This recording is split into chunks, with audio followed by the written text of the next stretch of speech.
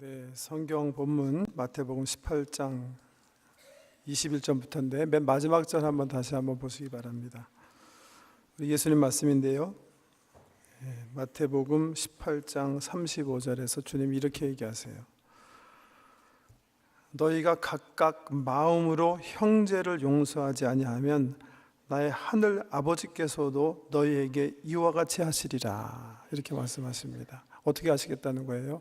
하나님께서 우리에게 은혜와 긍휼을 베푸셨는데 그 은혜와 긍휼을 우리가 우리 형제가 우리에게 상처 줬을 때, 손해나게 했을 때 중심으로 용서하지 아니하면 그 은혜와 긍휼을 주께서 걷어가시겠다, 이런 말씀이에요. 성경에 우리 예수께서 하신 말씀 가운데 정말 이 말씀은 좀 하지 않으셨어야 되지 않았을까, 이런 말씀은 좀 성경에 없었으면 좋겠다 생각할 만큼 사실 우리를 무섭게 하는 말씀이 바로 이 말씀이다, 저는 그렇게 생각합니다. 예수님께서 어떤 종의 비유의 결론으로 이 말씀하셨는데요. 어떤 종이 있었는데 임금에게 10,000달란트를 빚지게 됩니다. 10,000달란트는 지금으로 얘기하면 100만 불 정도 되는 돈입니다. 한국으로는 10억 불, 10억 원 되는 그런 금액인데요.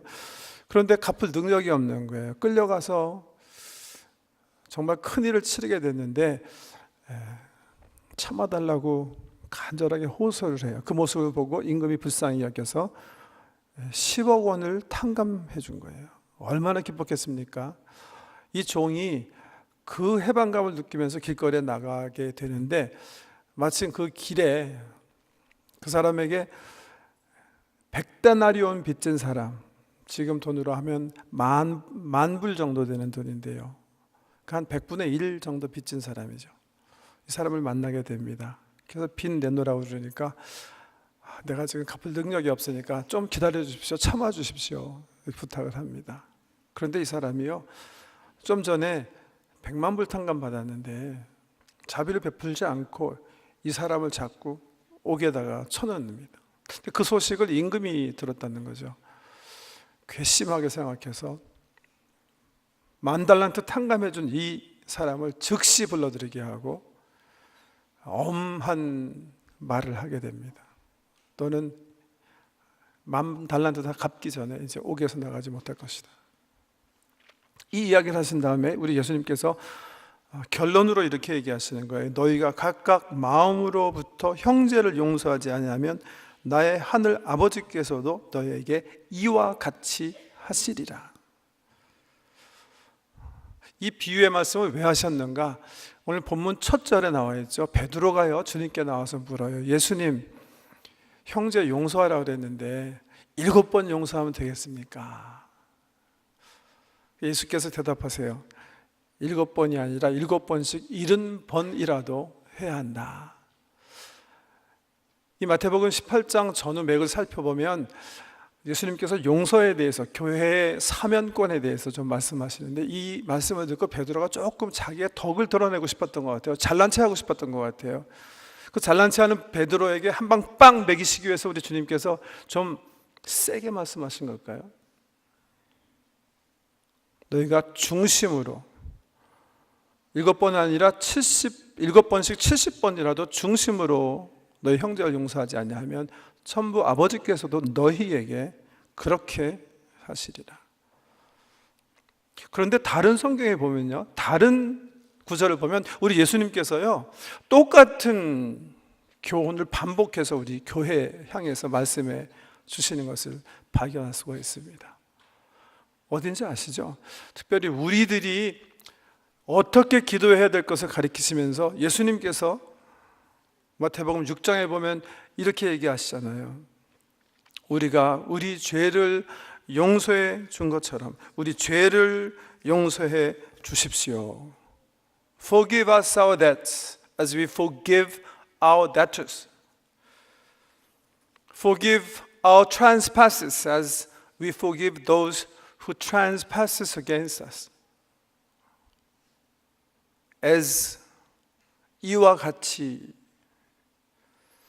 그래서 찰스 윌리엄이라는 사람이 그 주기도문을 묵상하다가 이렇게 고백을 합니다. No word in English causes a greater fear, greater possibility of terror than the little word as in that clause 이렇게 표현했어요. 영어 단어 가운데 이 주기도문 한 구절에 나오는 as, 이와 같이라는 단어보다 우리를 더 무섭게 하는 단어는 없을 것이다. 우리가 우리 형제 죄를 용서한 것처럼 그렇게 주님이 우리를 용서해 주십시오. 그런데 마태복음 6장에 보면요, 이 주기도문을 가리키신 다음에 주님께서 혹시 오해하실까 봐, 혹시 주님이 잘못 우리에게 이 기도문을 말씀하시지 않았을까, 오해할까 봐 주님께서 이렇게 결론을 내리세요. 이렇게 주석을 타세요. 너희가 사람의 잘못을 용서하면 너희 하늘 아버지께서도 너희 잘못을 용서하시려니와 너희가 사람의 잘못을 용서하지 아니하면 너희 아버지께서도 너희 잘못을 용서하지 아니하시리라. 주기도문을 가리키신 다음에 우리 주님께서 주석을 다신 말씀입니다. 왜 하나님은 우리들이 서로 이렇게 용서하며 사는 것을 중요하게 생각하실까? 왜 거의 협박 수준으로, 아니 은혜 사랑의 하나님께서 그 사랑을 거두시기까지 하신다고 하시면서 이렇게 정말 강도 높은 말씀으로 우리를 용서하도록 명령하실까? 저는 성경을 묵상하면서 한 3가지 큰 이유가 있다, 그런 결론을 내리게 됐는데요. 첫째는요, 우리가 용서하지 않고 복수의 마음을 품고 원망한 마음을 품고, 그리고 정말 공의가 나와 가해자 사이에 이루어져야 내 마음이 확 풀리게 되고 정말 그 괴로운 마음에서 해방될 것 같은데 그 반대라는 거예요. 실질적으로 내가 원망하는 마음과 그 공의의 복수를 하게 되면 내 삶은 그 악의 사이클 속에서 또 심한 고통을 당하게 된다는 거예요. 여러분 성경에 보면요, 용서하지 못하고 원망과 복수의 마음을 품고 살다가 정말 험악한 인생을 산 사람들이 여럿 소개되어 있습니다. 그 중에 아마 대표적인 사람이 다윗과 그의 가정, 그의 가문일 거예요. 다윗은 신정국가의 왕으로 큰 실수 하나 하는데요, 4명의 아내를 둡니다. 왕비가 4명입니다. 아이들을 많이 낳는데 장자가 암논입니다. 그런데 암논이 배다른 누이 동생 다말을 연모하게 됩니다. 그리고 큰 실수를 해요. 다말을 주인해서 겁탈하게 됩니다. 신정국가 왕의 가정에 엄청난 비극이 일어난 거예요. 근데 그 소식을 친오빠인 압살롬이 들어요. 압살롬이 분개합니다. 어떻게 형이 이럴 수가 있을까? 너무 화났겠죠. 너무 분했겠죠. 그러나 용서했어야 돼요. 용서하지 못해요.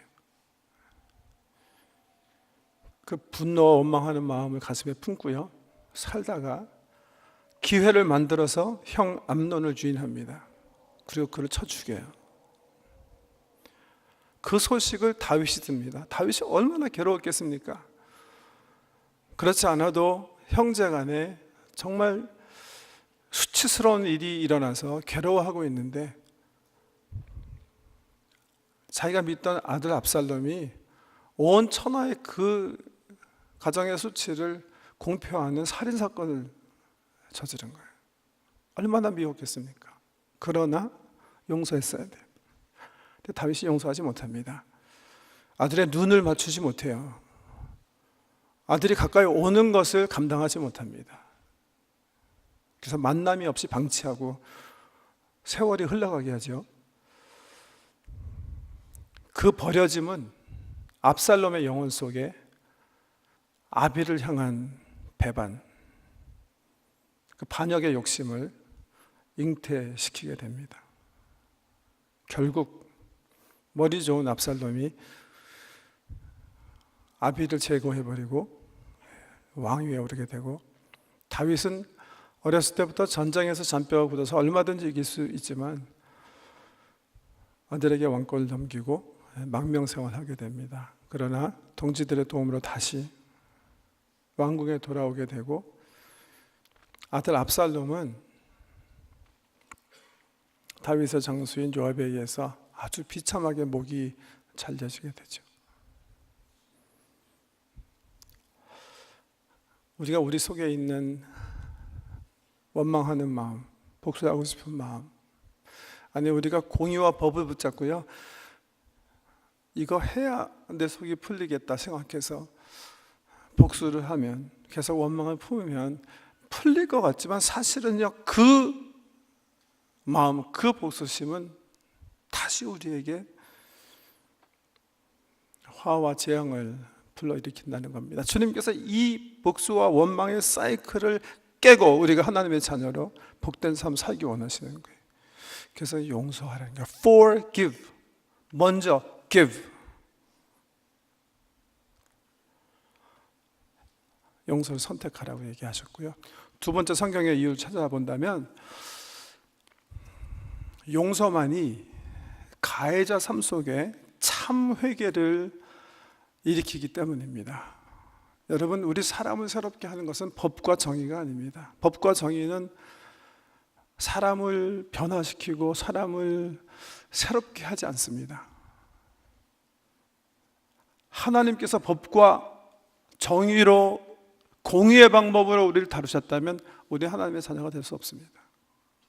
오직 사람과 긍휼로 다가오셨기 때문에 그 은총에 힘입어서 우리가 하나님의 사람이 되는 거예요. 사람이 쓴 소설 가운데요, 그 거룩한 사랑을 이야기로 멋지게 펼친 분이 있습니다. 빅터 위고라는 작가인데요, 한 20-30년 전에는 또 여기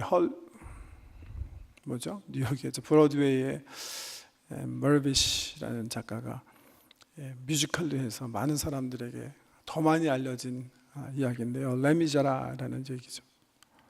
짱발짠이라는 주인공이 나오는데 배고팠기 때문에 빵을 훔쳐요. 근데 천민이었기 때문에 잡혀가지고 19년 징역형을 받습니다. 너무 억울한 징역살이죠.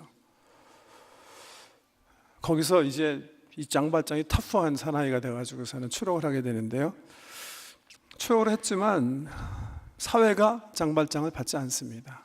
아무도 그를 반기지 않아요. 여관조차도 그를 환영하지 않습니다.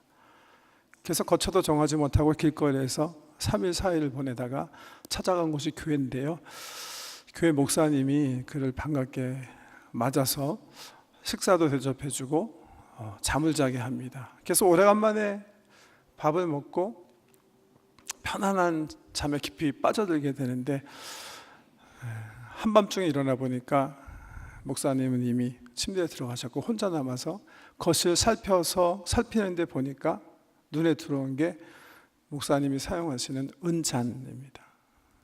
그 실버웨어가 탐이 났기 때문에 결국 유혹을 이기지 못하고 짱발짱이 실버웨어 잔을 취하게 됩니다.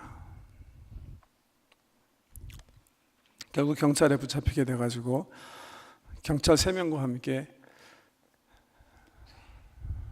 다시 목사님 집에 범법자로 들어오게 되는데요, 경찰들이 이제 확인하려고 하는 거죠. 경찰이 와서 보고를 합니다. 목사님에게 실버웨어가 이 사람에게 발견됐기 때문에 확인하러 왔습니다. 그때 목사께서 짱발짱이 기대하지 않았던, 보통 우리들이 상상할 수 없는 큰 은혜와 긍휼을 선포합니다. 이렇게 대답하죠.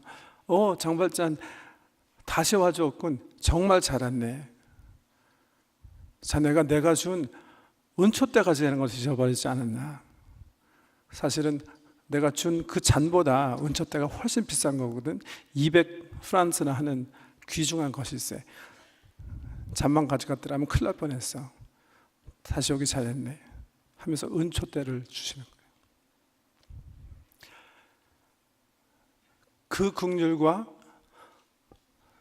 그 용서 때문에 경찰관과 함께 온 짱발짠이 말하지 못합니다. 의심하는 경찰은 목사님이 그렇게 말씀하셨기 때문에 아무 말도 하지 못하고 장발장을 잡지 못하죠. 그 순간 장발장은 새로운 사람이 되는 거예요. 여러분, 법, 공의, 이게 사람을 변화시키는 게 아니에요. 예수 그리스도의 사랑, 긍휼, 용서만이 사람을 변화시키는 거예요. 그래서 하나님께서 우리를 그런 방식으로 이미 대해주셨어요. 요한복음 21장에 보면 십자가 앞에서 살아야 되기 때문에 예수님을 3년 쫓아다녔지만, 그와 같이 밥을 먹었지만 예수님을 배반할 수밖에 없었던 한 연약한 인생이 다시 예수님을 만나는 모습이 기록되어 있어요. 베드로예요.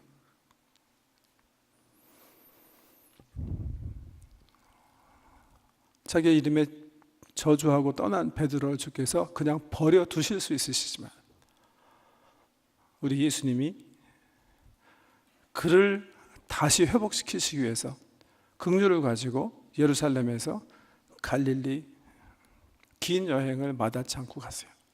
그래서 그에게 말씀하시잖아요. That's okay. 내가 내 양을 쳐라. 나는 이제 가니까 내가 목회하는 내 목회는 이제 내가 해라. 예수께서 우리를 대하신 방법이에요. 우리로 하여금 새롭게 변해서 하나님 사람으로 살게 하기 위해서 하나님은 이미 우리에게 그 방법을 주셨어요. 그 방법으로 살라는 거예요. 왜? 우리의 가해자도 다시 한번 회개하고 참 삶을 살게 하기 위해서. 그래서 용서하라는 거예요. 세 번째는요, 용서가 하나님의 마음을 기뻐하시기 때문일 겁니다. 여기 대부분 우리 성도님들이 다 자녀를 키워보셨기 때문에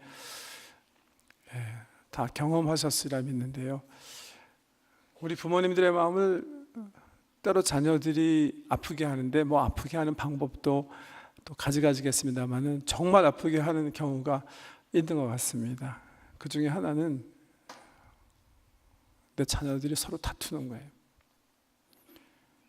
그냥 다투는 정도가 아니라 정말 미워할 때예요.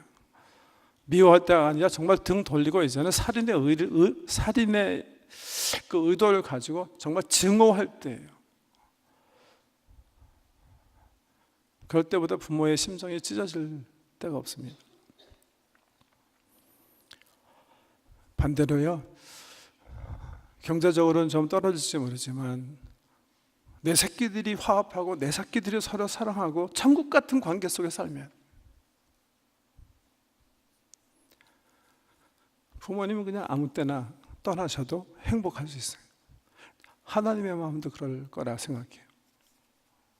자기가 끔찍이 아끼고 자기 생명처럼 사랑하는 자녀들이요, 서로 잘못을 용서해주고 사랑하고 덮어주면 참 기뻐하시겠지만 그러지 않고요, 서로 다투고 싸우고 사리를 품게 되는 경우를 보시면 가슴 아파하신다는 거죠. 성경에 보면 자기 인생을 돌아보면서 장수했지만 참 내가 험한 삶을 살았다, 내 인생이 험한 나그네 삶 같았다, 이렇게 고백하는 사람이 나옵니다. 구약 족장 중에 하나인 야곱인데요, 이 사람은 130년 넘게 살았는데 자기 삶을 돌아보면서 그렇게 고백하고 죽어요. 참 험한 세월이었다. 근데 야곱의 이야기를 읽어보면 여러 가지로 경제적으로 어려울 때도 있었고 부유하게 살 때도 있었고 굴곡이 있었는데, 사실 그의 마음을 가장 아프게 한 사건이 가장 집중적으로 자세하게 기록이 되어 있어요. 그게 뭐예요? 아들들의 불화예요. 물론 그 사태도 야곱의 편애 때문에 시작되는 건데요, 야곱의 아내 중 4명이었었는데 라헬을 야곱이 사랑합니다. 라헬이 첫째 아들 요셉을 낳고 둘째 베냐민을 낳고 금방 죽어버려요. 나면서 죽어요. 그래서 그 아내에 대한 사랑 때문에 다른 어떤 아들보다도 야곱은 이 요셉, 라헬이 낳은 장자를 편애하게 됩니다. 근데 다 알잖아요, 형제들이. 그러니까 형제들은 너무 미운 거예요. 그래서 결국 요셉이 미움을 받게 되고 거의 죽을 뻔했지만 한 형이 그냥 그러면 안 되지 않느냐 해서 결국 형들에 의해서 애굽의 노예로 팔려갑니다. 그래서 야곱은 그냥 자기가 가장 사랑했던 아들 하나를 평생 보지 못하고 사는 것이고요. 요셉은 어렸을 때부터 애굽에 가서 노예살이를 하게 된 겁니다.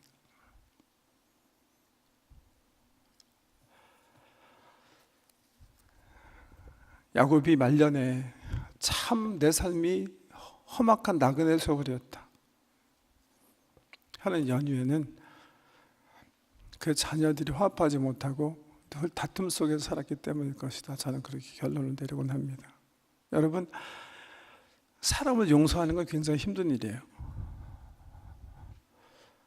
그 사람이 나에게 범한 죄가가 그렇게 크지 않더라도 참 힘듭니다. 그 사실을 요셉의 사건을 통해서 우리가 볼 수 있는데요. 요셉이 그렇지 않습니까? 참 얼마나 억울했겠습니까? 저 어린 나이에 자기가 좀 까불었다고, 잘난 척 했다고 형들이 자기를 죽이려고 하다가 노예로 팔아버렸어요. 그래서 어린 소녀 시절, 청소년 시절을 작년이 되기까지 형들뿐만이 아니라 부모 밑에서 살지 못하는 아픔을 맛보게 되는 거예요. 그런데 애굽에서 성공했거든요. 그래서 형들을 맞이하게 되는데요. 성경이 그 모습을 너무나 자세하게 그리고 있습니다. 어떻게 그리고 있어요? 요셉이 형님을 몇십 년 만에 만났지만 형님하지 못하는 거예요. 너무 아픈 거예요.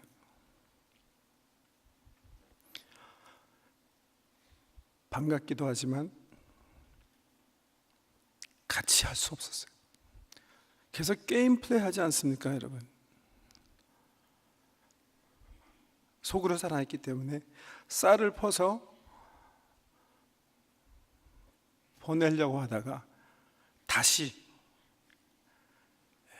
그 쌀 푸대 속에 자기 식기를 넣어서, 금잔을 넣어서 범죄자로 몰아서 다시 돌아오게 하고, 혹시 가버리면 오지 않을까 봐 형제 하나를 인질로 잡아놓고 다시 오도록 하지 않습니까? 다가가고 싶은데 못 다가가는 거예요. 용서는 해야 되는데 너무 힘든 거예요.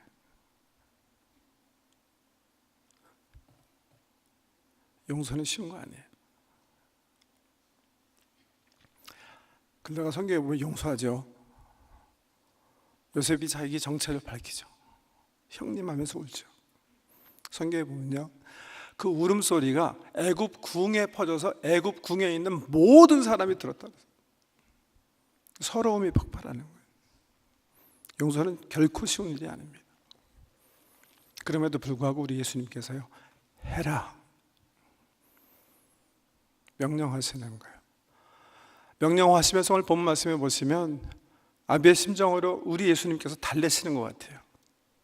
그래서 이렇게 얘기하세요. 얘들아, 생각해봐.